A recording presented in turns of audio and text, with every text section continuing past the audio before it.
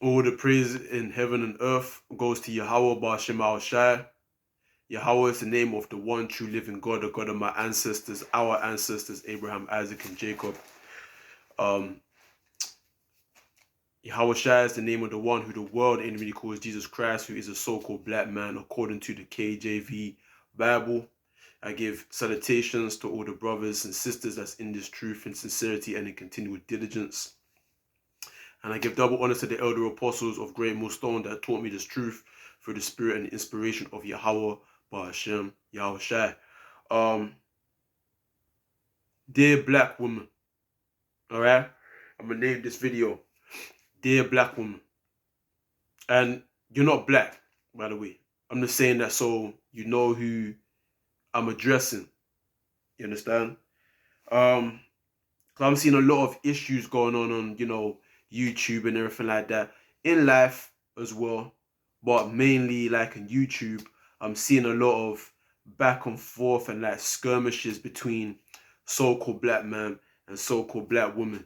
There's a lot of almost like it's basically all out war. When you go on comment boards, Kevin Samuels videos and everything like that, and his live streams, his main people calling into his show, obviously, or all the people calling into his show are women. You got women of other races that call into his show, but it's mainly so-called black women. And the one issue is, respect giving that so-called black men have an issue with.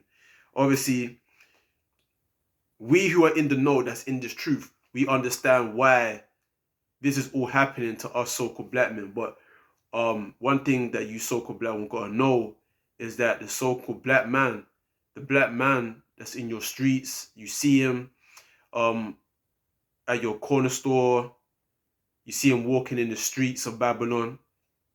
That same man who's drug addicted, alcohol abuse, gang affiliated, incarcerated, or so-called black man that's successful, that he's doing good for himself, has his own car, his own yard, got a good paying job, so-called black men that are celebrities even. You know what I'm saying? YouTubers, so-called black men that are YouTubers, that you think that ain't shit. Bums, homeless so-called black men, not doing nothing with himself, bugged out, he's lost in the world. That same man is the Son of God.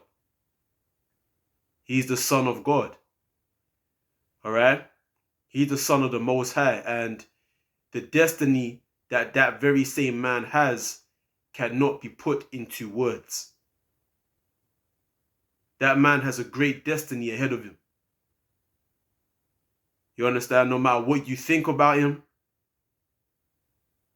no matter how much lack of respect you have for him, no matter how weak you think he is, no matter how deluded you think he is, no matter how unattractive you think he is, how short you think he is, how ugly you think he is, how poor and broke you think he is, you know what I'm saying, how embarrassing it is to be seen on road with him, or you don't even have to walk with him, you just, by looking at him, you just embarrassed us to see him. That very same man has a destiny that not even I can put into words. This is Michael chapter 7, verse 7. Therefore I will look unto Yahweh, and I will wait for the God of my salvation. My God will hear me. Rejoice not against me, O mine enemy. And yeah, the enemy, for the most part, is Esau, the so-called white man, the other nations, because they've all partook in the destruction of us as a people. But guess what? For the most part, not all of you, but the majority of you so-called black men have become the enemy of the so-called black man. Not all of you. All right, so it says, when I fall, I shall arise. The so-called black man has fallen.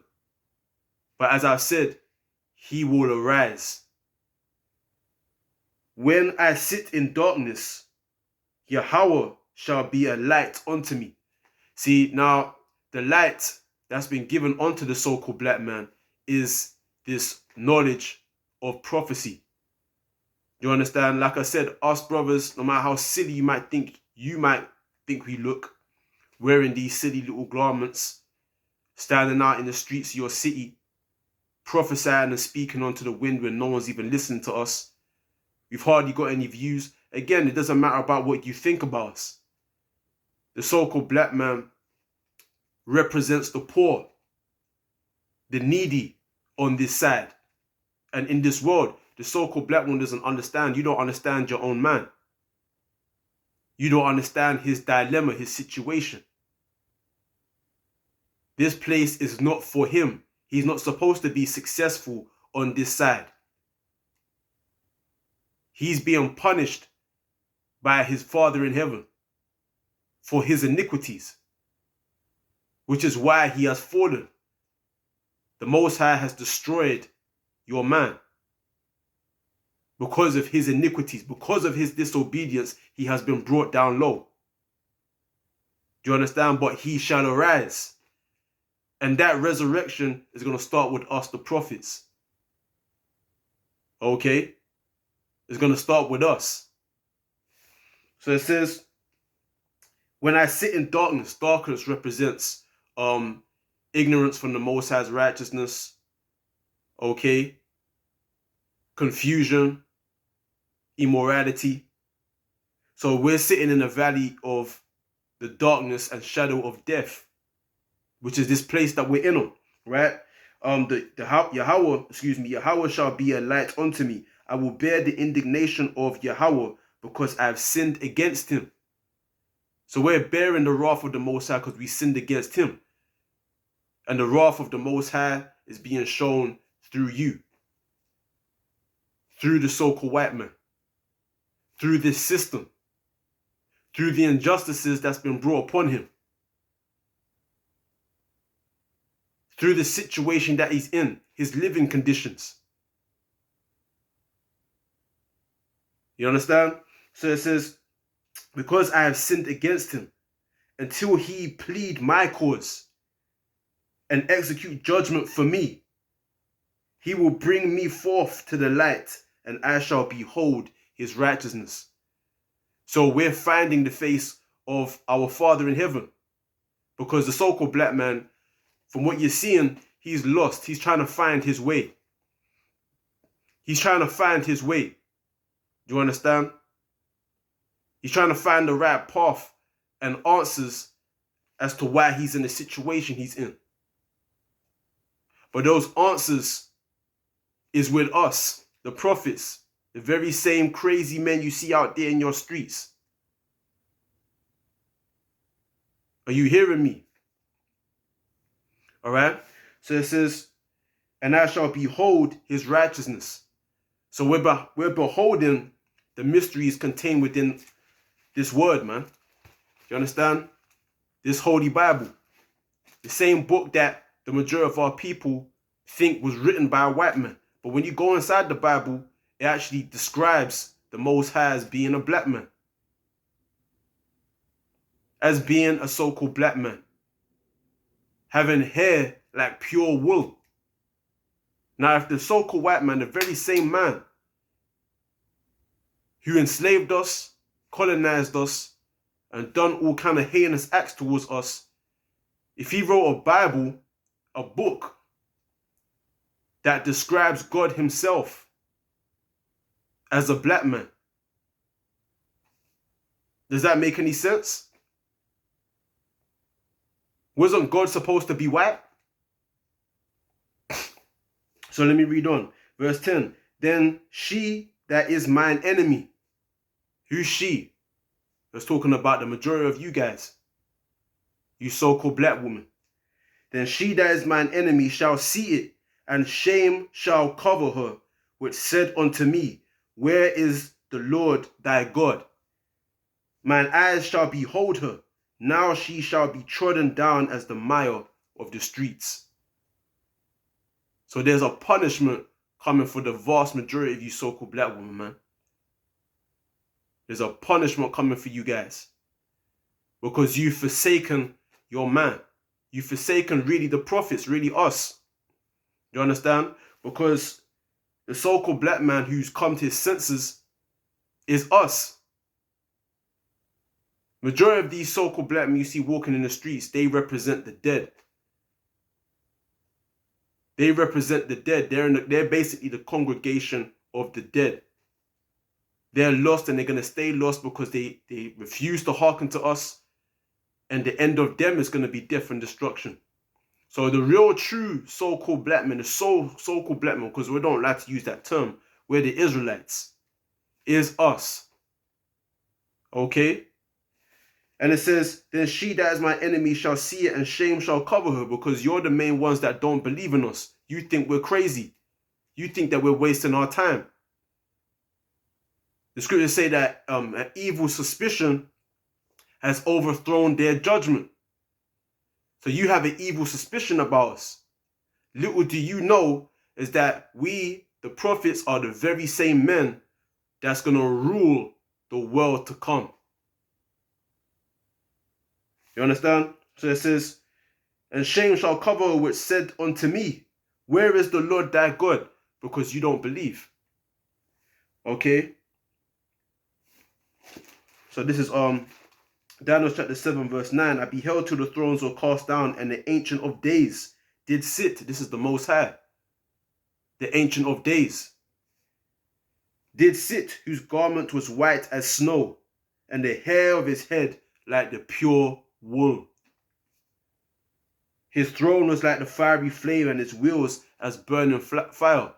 Now, no so-called white man has hair like that. So we know that this is a black man. The Most High is a spirit, yes. We know the Most High is the great spirit. He circumferences everything. You understand? He's everywhere. But the Most High can minimize himself and show what he is in the vision given unto Daniel.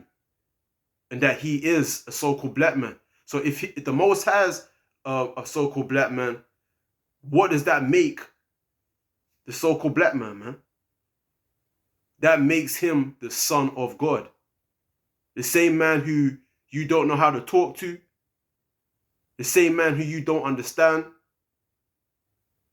The same man who you have trouble being nice to. You understand? The same man who you think that you own, when actually it's the other way around. He's poor, he's broke, he's lost. And he's lost. He wants respect, but a lot of these so-called black men don't understand that the reason why they're not being respected is because they're still sinning against the Most High, their Father. And they refuse to acknowledge that. But now, this is Luke 16 verse 19. There was a certain rich man which was clothed in purple and fine linen and fared sumptuously every day. Those of you that are familiar with the Bible, you probably understand, heard about this parable, but don't really understand it. And I'll break it down to you. It said there was a certain rich man which was clothed in purple and fine linen and fed sumptuously every day. That rich man represents the so-called white man, Esau. The two main figures of the Bible is Jacob and Esau. We're Jacob, so-called blacks, Hispanic, Native Americans, The rich man represents the rulers of the darkness of this world, which is Esau, the so-called red man. And there was a certain beggar named Lazarus, which was laid at his gate full of sores. Right? That Lazarus represents us, the so-called black man. Laid at the rich man's gate full of sores, full of injustices, being looked down upon. No one cares about him. No one cares whether he comes or goes. No one pulls the so-called black man aside to ask him how he's doing, how he's feeling. Has he been eating right? Have you been sleeping well? No one cares about him. He's the beggar, which was laid at his gate full of sores, but no one cares about him. No one cares about that poor man. Do you understand? And desiring to be fed with the crumbs which fell, from the rich man's table. Moreover, the dogs came and licked his sores. So he's begging for the crumbs that fall from Esau, the so-called white man's table. So because he's the beggar, you really think any woman desiring a beggar for a husband? You don't respect him because he's the beggar. He's a second-class citizen within this society, within captivity that he's in Babylon. So naturally, you won't respect him. But little do you know who he is, man. You don't know your man. Your man is the Son of God. Okay? They said, and it came to pass that the beggar died and was carried by the angels into Abraham's bosom. The rich man also died and was buried. And in hell he lift up his eyes, talking about the rich man. And in hell he lift up his eyes, being in torments, and seeth Abraham afar off, and Lazarus in his bosom. Now, this is talking about, this is a metaphor. Remember, this is a parable, meaning there is an interpretation to it. So you're talking about there's now a reversing of condition. Lazarus is now in heaven, in his kingdom of heaven. And the rich man is now the beggar at Lazarus's gate, begging from the crumbs that fall down from Lazarus's table. See, Lazarus is going to possess all those that oppressed him. So that is the destiny of the so-called black man. He's going to reign over all his enemies and oppress them as they have oppressed him. This is all detailed without the prophecies within the scriptures. Okay, so it says, and Lazarus in his bosom. And he cried and said, Father Abraham, have mercy on me and send Lazarus, that he may dip the tip of his finger in water and cool my tongue, for I am tormented in this flame. So Esau is not going to be shown any mercy in Jacob's world. In the kingdom of our heaven, in the kingdom of the so-called black man's heaven, and so-called Native American man's heaven, the so-called white man will be shown no mercy. He will be begging for mercy, but will be shown none. And that goes to all you so-called black ones that are swirlers. The very same man that you're joining hand in hand with, that very same man's future is death and slavery. That's a direct message to you so-called black women that trust in the so-called white man. His future is death and slavery, man. So, verse 25, but Abraham said, Son, remember that thou in thy lifetime receivest thy good things. So Esau received his good things. He already received his good things. And likewise Lazarus, evil things. So we received evil things. You understand? We received evil things. Our own women came up against us. So much evil that we even turned against one another. Our households were destroyed. We can't even take care of our children. We have no control over our own children, our own women, our own wives. You understand? So it says, and likewise Lazarus evil things, but now he is comforted and thou art tormented. And Esau's going to be tormented in our world for 1,000 years. And according to the book of Obadiah, we're going to exterminate that man. So the seed of Esau, the seed of the so-called white man will never be in existence again. It tells you that in the book of Obadiah. This is prophesied, things that will come to pass. Do you understand? So it says, yeah, so that's that. I want to get this and then close out because I don't want to make this too long. This is Isaiah chapter 4, verse 1. And in that day, 7 women shall take hold of one man, saying, we will eat our own bread and wear our own apparel. Only let us be called by thy name to take away our reproach. Because we know, say, in the times we're in, power and authority has been given unto the so-called white man.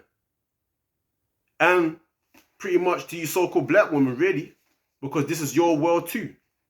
This is a woman, a feminine world we in, where men are being emasculated and women are being empowered, okay, within this time. But a time is going to come where you're going to desire and be at the mercy of the man. That time is coming. A time of darkness and gloominess is coming. A time where mercy is only going to be with those of us that have trusted in the name of Yahweh and his son Yahweh Shai. When I say us, I'm talking about so-called black men and Native American men who are the Israelites. We're not black. Again, that's part of the delusion that's been put upon us as a people. Our skin color is not black. Black is a color meaning filthiness, ignorance, immoral, filthy, unclean. You understand? So that's part of the deception. Part of being this truth has come back to know who we are, who the so-called black man is, who you, the so-called black woman, is. So a time's gonna come where you're gonna be at the mercy of the man.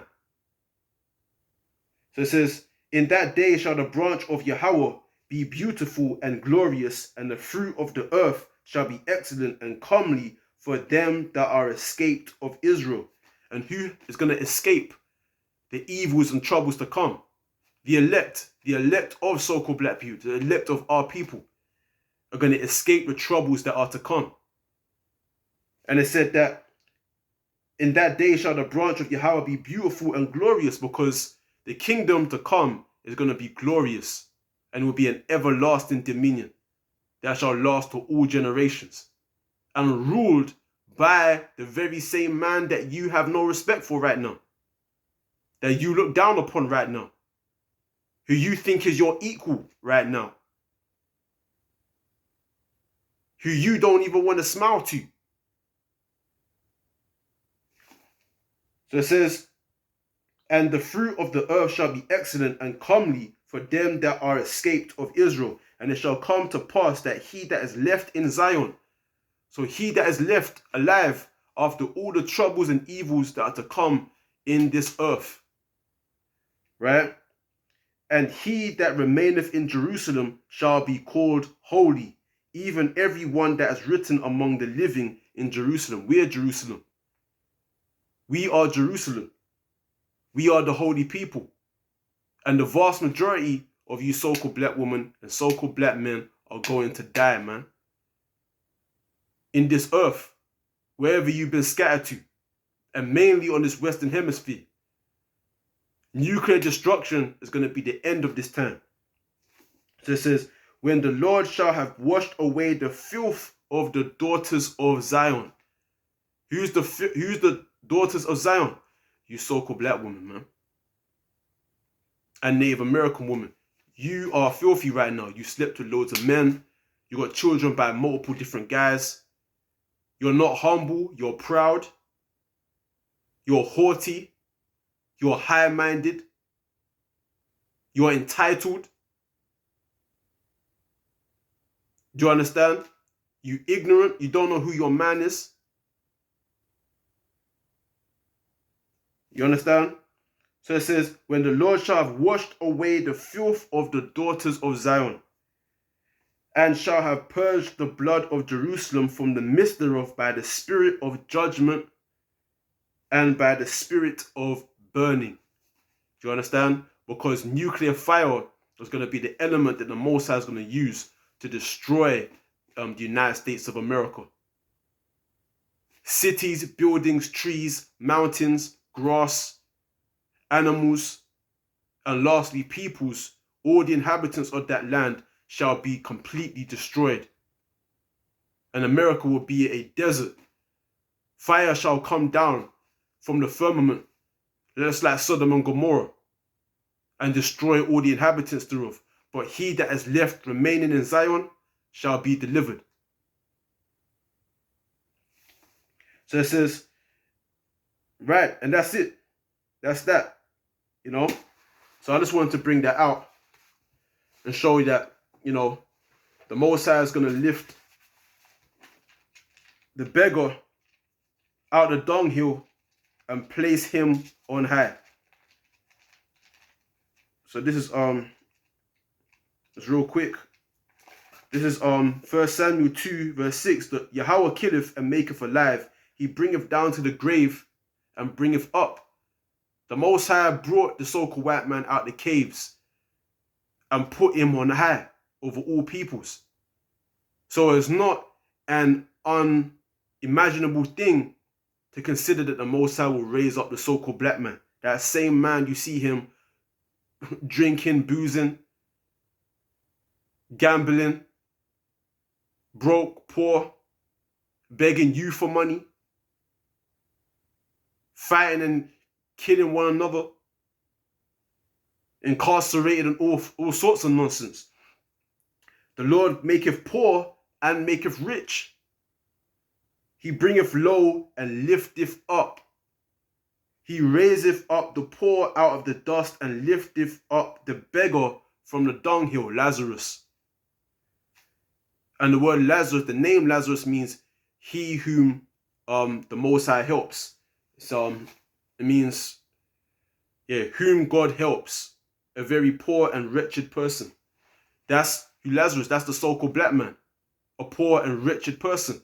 He's always complaining about his situation. So it says, he raised up the poor out of the dust and lifted up the beggar from the dunghill to set them among princes. Yeah? And to make them inherit the throne of glory. For the pillars of the earth are Yahweh's, and he hath set the world upon them. He will keep the feet of his saints. He's going to direct us and lead us. He's going to keep our feet, that we don't slide or go off the path, the narrow path to the broad kingdom. Okay? So it says, he will keep the feet of his saints, and the wicked shall be silent in darkness, for by strength shall no man prevail. So we're teaching our people to trust in the Most High, because the time of darkness and gloominess, your car is not going to help you. Your money is going to become useless.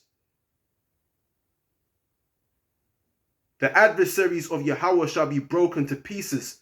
Out of heaven shall he thunder upon them, because our Messiah is coming back to put all the powers of the earth and kingdoms of the earth beneath him and set up the so-called black man and Native American, so-called Native American man in the throne of glory, man, to rule over all nations.